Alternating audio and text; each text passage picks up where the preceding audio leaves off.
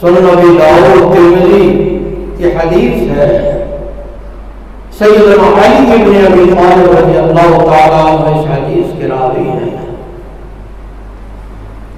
رحمت عالم جناب محمد رسول اللہ صلی اللہ علیہ وسلم نے فرمایا، آپ نے 4 قسم کے لوگوں پر لعنت فرمائی۔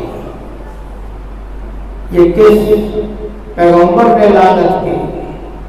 جس کو اللہ نے کہا وَمَا أَرْسَلْنَاكَ إِلَّا رَحْمَةً لِلْعَالَمِينَ۔ گویا کتنے بڑے جرم ہیں یہ 4۔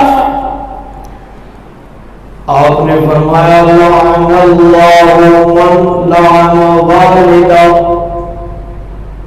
وَلَعَنَ اللَّهُ مَنْ ذَبَحَ لِغَيْرِ اللَّهِ وَلَعَنَ اللَّهُ مَنْ آوَى مُحْدِثًا وَلَعَنَ اللَّهُ مَنْ غَيَّرَ عَادِلًا۔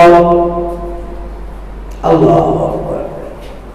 اللہ ہمیں ان 4 گناہوں سے بچنے کی توفیق عطا فرمائے۔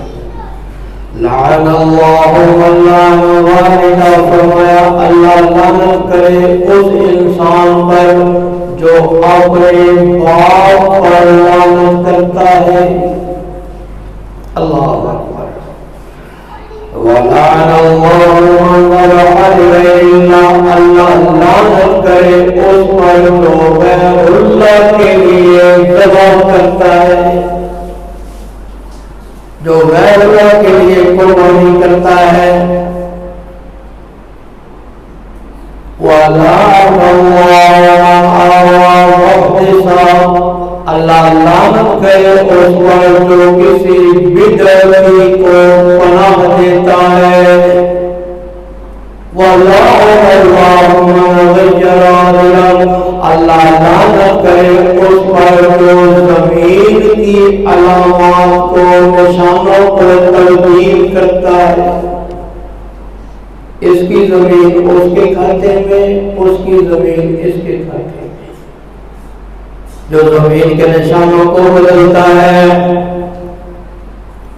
تو پہلا مسئلہ جو ہم نے معلوم کیا وہ یہ ہے کہ قربانی کرنی ہے اللہ کو راضی کرنے کی۔ قربانی کے اندر اللہ کے علاوہ کوئی اور شامل،